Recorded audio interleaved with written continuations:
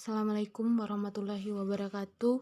Perkenalkan, nama saya Niti Carolina, Stambuk N1D1 19 085.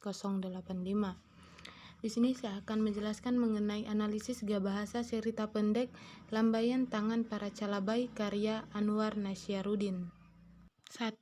Pemanfaatan kata bahasa daerah. Pilihan kata dari kotakata bahasa daerah yang digunakan untuk penamaan tokoh dapat mempertegas tokoh yang berasal dari daerah tertentu atau mempertegas latar tempat. Hal itu berarti bahwa pemakaian kosakata bahasa daerah dapat digunakan sebagai sarana penokohan dan sarana pelataran. Pemilihan kata tabe puata digunakan untuk kata sebutan yang digunakan oleh masyarakat kepada raja atau arung sebagaimana tampak dalam kutipan berikut. Tabe puata, giliran lama karoda, angkat suaranya. Kita sudah paham rencana Belanda, untuk itu sebelum mereka menembaknya, senjata kita pancing mereka untuk turun di darat berperang. Saya yakin kalau mereka turun kita akan lawan mereka dan atas izin Allah bisa mengalahkan mereka karena mereka tidak paham medan di sini. Pilihan kata dari bahasa daerah juga dapat menggambarkan watak para tokoh. Dalam cerpen Lambaian Tangan Para Calabai karya Anwar Nasyarudin seperti dalam kutipan berikut dapat menggambarkan sikap dan watak tokoh para calabai. Tiba-tiba pasukan calabai muncul dari balik rimbun pohon-pohon bakau dan melambai-lambaikan sabut tangan berwarna putih ke arah kapal-kapal kompeni Belanda.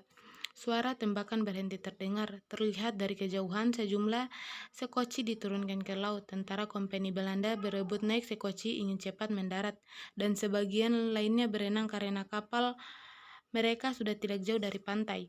Para calabai mundur dan memancing para serdadu kompeni Belanda mendekati mereka ke dalam rimbun pohon bakau berawa-rawa. 2. Pemanfaatan kata bahasa asing. Kosakata yang berasal dari bahasa asing seperti bahasa Arab juga ditemukan dalam cerita pendek Lambaian Tangan Para Calabai karya Anwar Nasyarudin. Bahasa Arab digunakan sebagaimana tampak dalam kutipan berikut. Saya yakin kalau mereka turun ke Insya Allah kita akan melawan mereka dan atas izin Allah bisa mengalahkan mereka karena mereka tidak paham medan di sini. Garis pertahanan kita adalah hutan bakau. Kita jebak mereka masuk ke dalam pohon bakau dan kita kalahkan mereka di sana. Pilihan kata dari kosakata bahasa Arab digunakan sebagai sarana ajaran moral yang bersifat religius. Kutipan di atas mengandung arti bahwa Allah itu bersifat maha memberi tanpa mengharapkan apa-apa dari luar dirinya. Ajaran ini mengingatkan kita bahwa Allah adalah tempat kita meminta dan hanya kepada Allah kita bisa mengharapkan. Quran Surah Ali Imran ayat 2. Pilihan kata asing juga bisa digunakan sebagai sarana untuk meningkatkan sok modern, intelek, dan gaya hidup mewah. Pilihan kata asing juga dimanfaatkan pengarang sebagai sarana untuk membandingkan suatu benda atau ungkapan ajakan dan memandang rendah. 3. Pemanfaatan sinonim. Bidang sinonim sebenarnya termasuk bidang semantik karena berhubungan dengan makna kata. Pemanfaatan sinonim banyak digunakan untuk menyebarkan personal pertama, kedua, dan ketiga. Dalam cerita pendek Lambaian Tangan Para Calabai karya Anwar Nasyarudin banyak digunakan kata saya dan aku sebagai penyebutan persona pertama. Pemanfaatan sinonim dipilih karena keterikatan dengan sifat bahasa yang mengenal adanya tataran.